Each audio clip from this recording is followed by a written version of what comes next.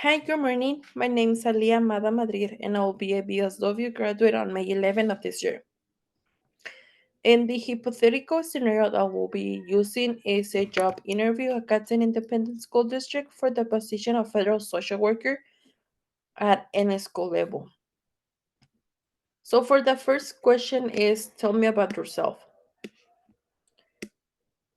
Hi, good morning. My name is Alia Mada Madrid, and I'm a graduate student with a BSW degree from NMSU.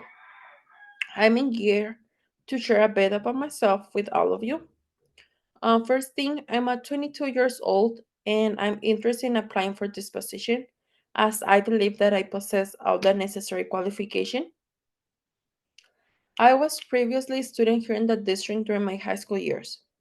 Before that, I resided in Ciudad Juarez with my parents until the age of 15 when I decided to pursue my education here in the United States because they haven't always told me that here in the United States, students have a greater opportunities to achieve academic success. I'll say that I'm fluent in both English and Spanish, since I have in my first language is Spanish and my second language is English, which I believe that being bilingual is and makes me an ideal candidate for this position. In the last couple of years, I have been working here in the district as an instructional assistant and as a substitute teacher in the Department of Special Education. Sorry, I have been working with autism, Down syndrome, specific learning disabled, and intellectual disabled students. With all these factors, I have been able to work with students and just I have been able to assist them in for them to be able to engage and learn. And it's very for me it's very important. So with these students, I was able to found what I wanted to do because in some occasions those students were coming with to me with some questions or some circumstances where I didn't know how to assess them. And after looking, I found that social work was a career that will help me to assess the students or the families, just for them to be able to obtain all their needs. And specifically because there's where one occasion where one of the special ed social workers told me if a student is having any type of issues in the personal, emotional or behavior factors, unfortunately their education will be like stop in that moment because they were not like putting all the attention to school. They will be thinking more in those issues that they have. And that's why I wanted to become a social worker and be working here in the district. As well, continue with my education and my experience. I got my associate's degree in science in May of 2022 from Doña Ana Community College. I entered the BSW program in the fall of 2022. And more recently, I have been finishing my practicum with here in the district with Miss Maricruz Carrasco, who is in charge of the pre-Ks, and Miss Veronica Rangel, who is in charge of two elementaries here in the district. As well, both Miss Veronica and Miss Maricruz are part of the federal social workers. For the second question, what do you hope to be doing in 5 years? Well, in 5 years, I see myself continuing to develop my skills and expertise in providing services to my clients. And more importantly, being competent and showing a professional way of social work. Um, more, I will say a professional way because here in the district, more of our families are Hispanic and they have like a wrong idea of what social work is. Sorry. I believe that as a social worker here in the district, it's very important to us to understand and to accept that dignity and worth of the person are very important as well. That human relationship is a big part of this district. At the same time, I would like to continue my education. I believe that if I study and I'm like I'm looking to obtain more skills and knowledge, I will be able to provide a better service to my clients. Well, this doesn't mean that I'm prepared at this point, but I firmly believe that it's never too late to keep learning and improving ourselves. Specifically because with the time everything is changing, so we need to be keeping like in updating ourselves. If I'm able to obtain my MSW, I would like to become a health therapist here in the district, and I would like to be a leader from that. I think that just for the simple reason to be able to assist students more like more one to one could make me feel complete at certain point. This doesn't mean that I would like to obtaining more higher levels, but I'm going step by step. Well, in the personal aspect, I would like to be able to maintain a stable home and be a provider with my partner. Not only that, I believe that I would like to have my own family. I understand that it could be difficult because I will be like a mom, a wife, a social worker, and they may look like a lot of things, but it is not impossible. I know that I'm capable to do all of those things. As well as a Hispanic person, I believe that it is very important to feel complete in all areas of my life. And let me tell you that I have a lot of goals that I would like to accomplish through my life.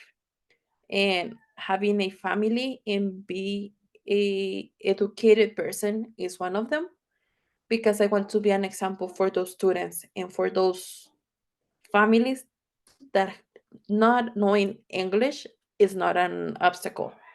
Because if you want to do something, you're going to do it. So, continuing with the third question and the final question for this interview, I would like to talk about how would you de-escalate an upset imputation by your own client. Well, as I already mentioned, I have been working as an instruction assistant and as a substitute teacher here in the district in the special education department.